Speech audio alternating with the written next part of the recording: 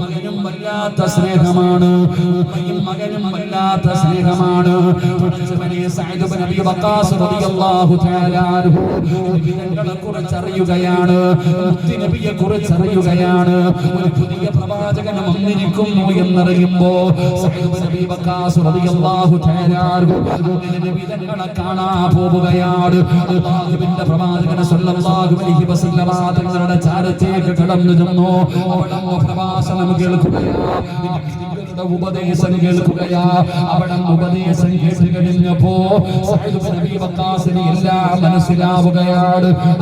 അശ്ഹദു അല്ലാ ഇലാഹ ഇല്ലല്ലാഹ്, അവിടെ സഹാദത്ത് കലിമ പറഞ്ഞ് മുസ്ലിമാവുകയാ, ഇസ്ലാമിലേക്ക് കടന്നു വന്നു.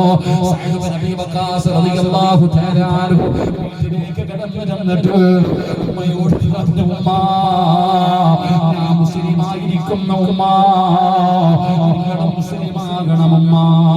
ഉമ്മ പറഞ്ഞു, ഒരിക്കലും ഞാൻ മതം മാറൂല, ഒരിക്കലും ഞാൻ മതം മാറൂല.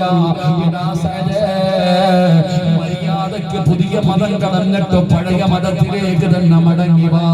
ഉമ്മ എത്ര പറഞ്ഞിട്ടും സഅദ് ഇബ്നു അബീ വഖാസ് അനുവദിക്കുന്നില്ല, അവിടുന്ന് സമ്മതിക്കുന്നില്ല. നേരം വെളുത്താൻ നബി തങ്ങളുടെ മുമ്പിലേക്ക് പോവുകയാണ്, നിസ്കരിക്കുകയാ, നന്മ പഠിക്കുകയാ.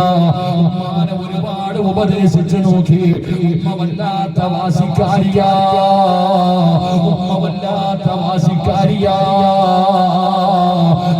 സഅദ് ഇബ്നു അബീ വഖാസ് റളിയല്ലാഹു തആല അൻഹുവിനോട് മാതാവ് പറഞ്ഞു, സഅദ് ഞാൻ സത്യാഗ്രഹം തുടങ്ങാൻ പോവുകയാ. ഇനി ഞാൻ ഭക്ഷണം കഴിക്കൂല, ഇനി ഞാൻ വെള്ളം കുടിക്കൂല, ഇനി നീ മതം മാറാതെ മരിച്ചാൽ കുഴപ്പമില്ലടാ. ഞാൻ ഇവിടെ കിടന്ന് പട്ടിണി കിടക്കാൻ പോവുകയാണ്.